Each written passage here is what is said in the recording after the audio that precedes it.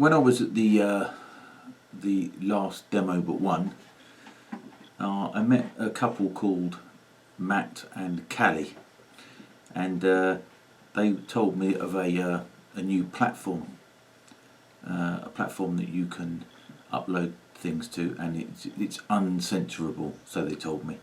I have opened an account there, and I said that I would publicise it for anyone else. The name of the platform is called 3Speak, the number 3Speak, and I'll leave a description down in the comments so you can have a look yourself. So it sounds like a good thing to do in this current climate. So I plan to move quite a lot of my, if not all of my content over there. So anyway, there's that.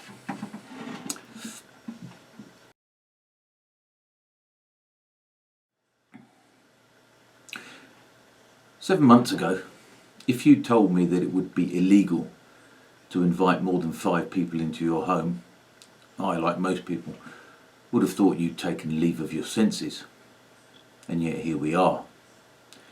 So many unlikely, unprecedented, undemocratic and frankly unfree things have happened in that time that we are forced into thinking the unthinkable. The unthinkable has become not just thinkable, but the norm.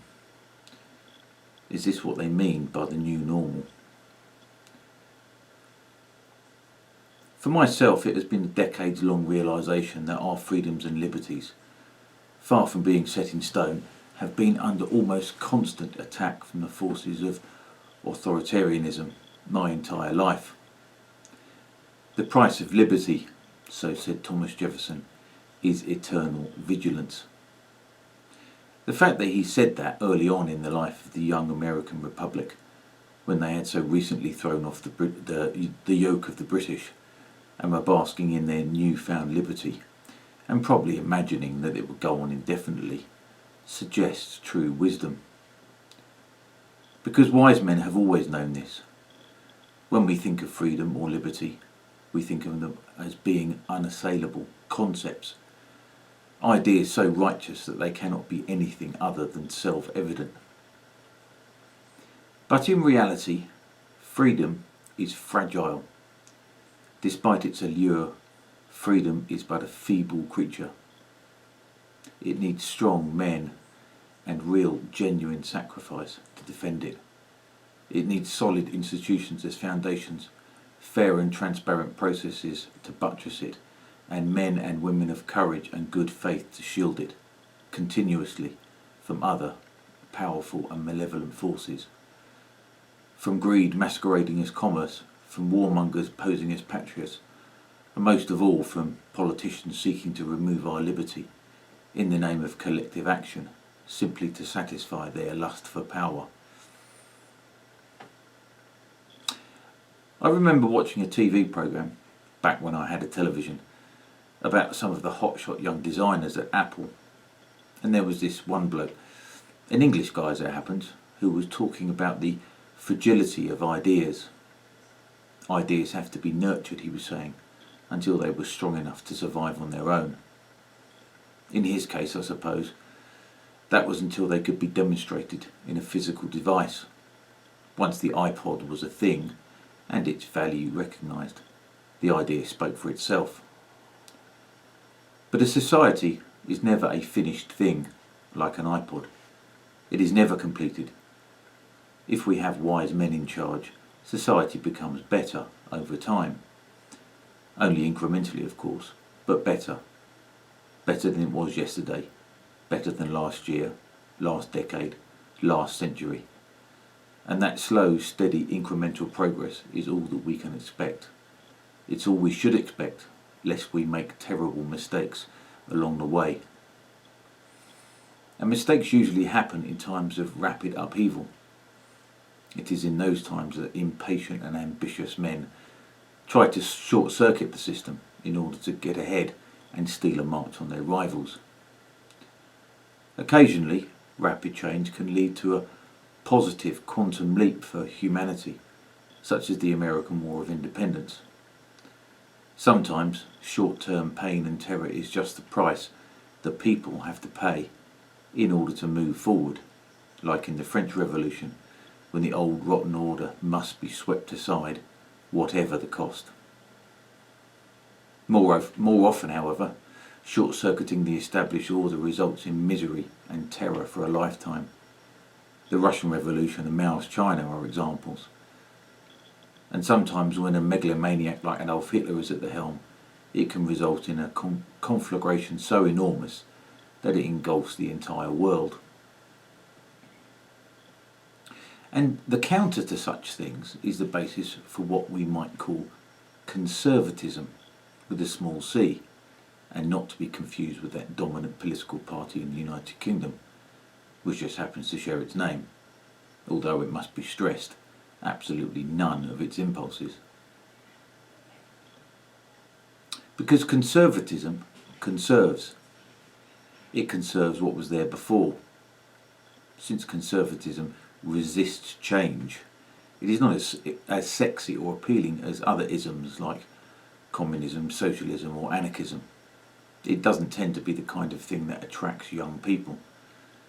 Young people tend to want change. As youth comes of age, it looks at the world as it is and naturally thinks it can do better. The good things in life in the West, like universally provided electricity and hot and cold running water, much less freedom of speech and universal suffrage, are taken for granted by the young, since most of them have never known a time before such things. They are things, as far as they are concerned, that just are. So instead of being grateful for those things, to which they have never personally contributed, they look around and focus on the things that are wrong. This is not to criticise the young. In fact, by looking at those things that are wrong, the young are taking their proper place in society as the new agents of change. I remember being at school and the teacher was talking about such things. He was saying that we take it for granted that light will come on when we flick the switch. And we do. Just like we expect water, clean, fresh, drinkable water, to come flowing from the spout when we turn the tap.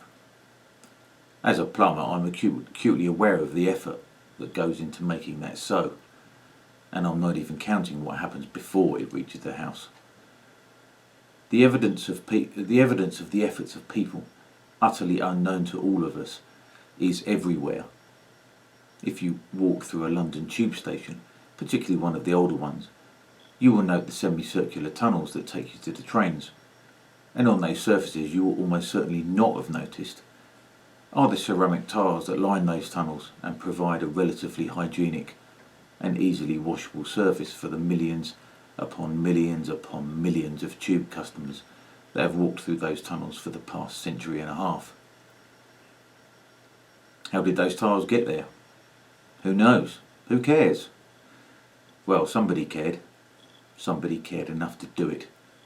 And somebody else cared enough to pay him to do it. To stand there with a pile of tiles and a tub of adhesive and stick them to the walls. One after another, after another, after another, after another. These are the dull jobs, wrote Orwell, that make a country strong. The young want to change society, hopefully for the better, but they stand on the shoulders of those that came before. And it is the job of the older generations not only to point this out, but to use their wisdom gained over the decades to rein in the young and prevent them from changing too much too soon. For there must be value in the things that we have. It is self-evident. If we still have them, they must still have value. Everything that we have has brought us to this point in time, because it's possible that we might not be here without them. And our institutions are this conservatism made flesh. They are there to institute and manage norms which we as a society have become accustomed to and have agreed upon. We teach the English language as a foundation before we teach English literature. The institutions are there to lay solid foundations from which manageable, positive change can spring. Or at least they ought to be. But in the case of the UK, as probably elsewhere, something rather perverse happened. The people who were employed in them, and who gradually came to steer them, in place of building upwards on their strength, instead burrowed downwards and began nibbling away at their very foundations. So now we have an entire pantheon of institutions that are either incapable of performing even their most basic functions, or even in some cases doing the opposite of what was intended. We have a parliament that pursues its own agenda rather than that of those it is supposed to represent. We have a Home Office which is supposed to control immigration, but instead, via its laughably named Border Force, seems only to facilitate the unopposed illegal immigration of thousands upon thousands of people, of whom we know precisely nothing. We have a Department of Education that, rather than educating the young in schools, and particularly in universities, seems intent on poisoning the young against their parents and the rest of wider society. We have a treasury that, instead of prudently managing the country's finances for the long term, seems quite content to throw non-existent, or rather borrowed, money around with abandon, and spunk £1 billion up the wall for the nationwide testing of a not particularly serious and rarely lethal virus in any except the old with a pre-existing condition. We have a media led by the BBC from their privileged position of having their funding guaranteed by law, that rather than reporting the facts with a balanced assessment of those facts, instead constantly, repeatedly and relentlessly side with our enemies and our competitors. The name, the British Broadcasting Corporation, is, if anything, even more dishonest than Border Force. We have a civil service, one that prided itself on its impartiality and in speaking truth to power, that turns out to be nothing more than a foreign policy instrument of the European Union, right in the heart of our government. And most shamefully, we have a police force that enforces the law in a completely selective manner, refuses to enforce it if it comes up against any serious resistance, and most damaging of all, not only fails to intervene to prevent the mass gang rape of children when it was perfectly capable of doing so, but in many cases facilitated this disgraceful and vile practice, targeted those who protested against it, and even those who attempted to bring it to the public's attention. Everywhere one cares to look, all of our institutions, trusted bodies not so very long ago, have been captured by bad actors who are now powerful enough to direct policy towards things like hateful society-destroying cancers like critical race theory. All hierarchies, Jordan Peterson tells us, tend towards corruption. That tendency has become fact. Our society is corrupt, and the corruption is complete. What is still to run its course, however, is the result. That result will be when the lights go out and the water stops running. Only then will the majority of the British public understand the extent of the rot.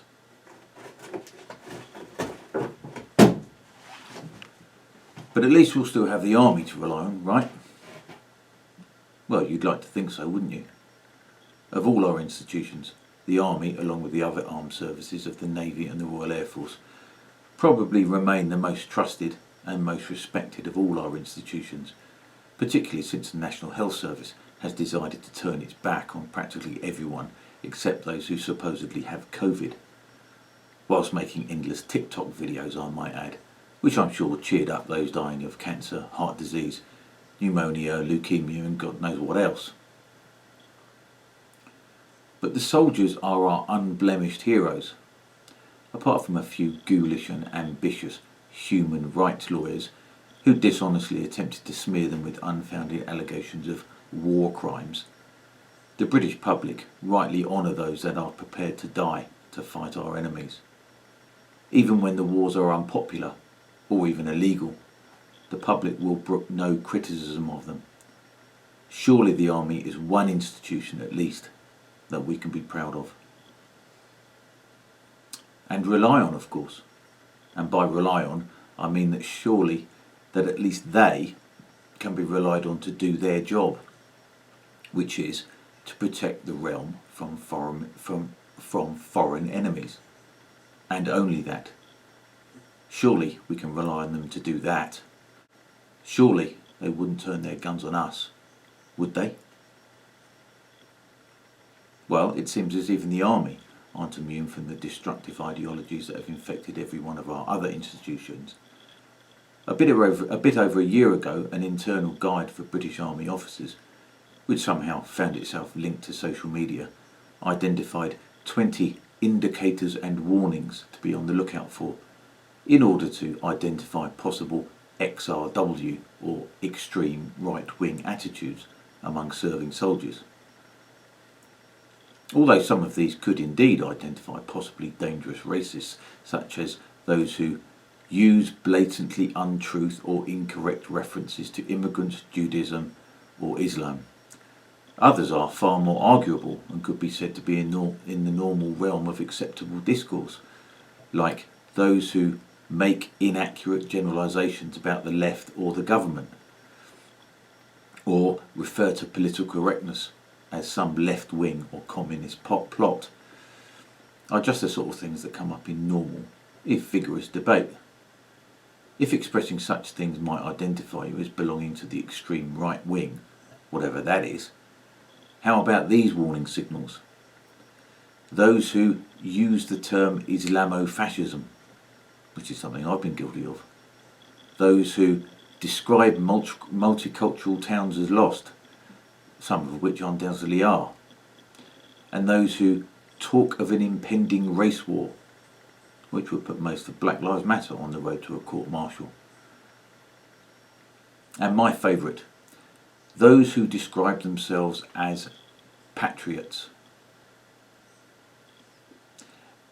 Let us just imagine how history might have been different if it had been patriots who had been flying Hurricanes and Spitfires against the Luftwaffe in 1940.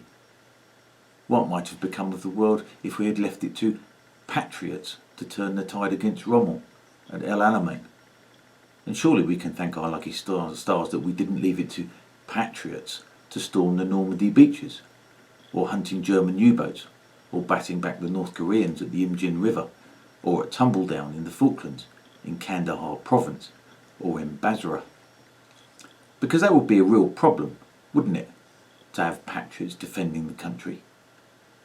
Because it really would be quite problematic to have those who love their home and their people entrusted with the task of defending it. And since it would be so problematic, might it be better if we were to entrust the defence of the United Kingdom not to British patriots, but to a European army? Wouldn't that be better?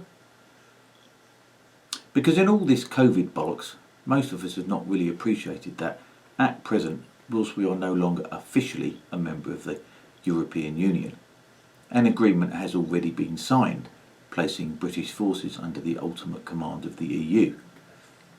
I forget the details, but UK Column is a good source. And in this limbo period, which is due to end on the 31st of December, there is ample time for Boris to sell us down the river in a last-minute deal with the EU. My assumption is that if we are to leave without a deal, this accord cannot in reality be implemented. The British public, having been assured that we will at last be free of the Brussels yoke, will not take kindly to such an arrangement, no matter how supine they appear to have been regarding the lockdown. Wearing masks is one thing, surrendering our armed forces to Europe really is quite another. And there has been talk in recent weeks of using the army to fill in where police manpower is required elsewhere. We all know about the police and the contempt that they hold the rest of the British public in.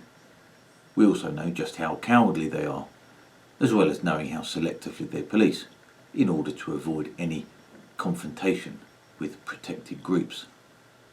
Most coppers, as we know, are fat, useless cunts, more comfortable sitting in their ANPR-enabled police cars or sitting in front of a screen, trawling social media. Having more of them on the streets is nothing to be afraid of. No, what we need to be afraid of is just how much the army is going to back them up. And will it actually be our army, or will they be confined to barracks as foreign soldiers take over? Nevertheless, my questions to the soldiers of the British Army are these. Will you begin patrolling the streets of our towns and cities? Will Britain become like Ulster during the Troubles? Will we, the mainland population of Britain, be occupied, as many in Northern Ireland claim to have been in the 70s and 80s? When presented with crowds who will not comply and will not disperse, what will you do? Will you just follow orders, or will you reason that your task is, and always has been, to defend us, and instead lay down your arms? Will you be heroes, the heroes we all believe you to be? Will you be soldiers like the soldiers of legend, of Alamein, of Arnhem, of Kohima, of Goose Green, Afghanistan and Iraq? Or will you be toy soldiers when the politicians send you against us, your unarmed countrymen?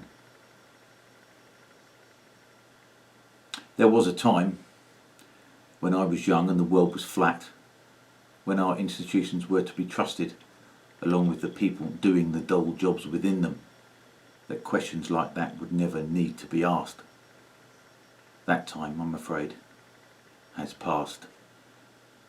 Now that we live in a country where every single institution we have, that was built by our forefathers and bequeathed to us by the sweat of their brows and defended by you, has now turned against us. Now that question cannot be avoided. Will you turn your guns on us?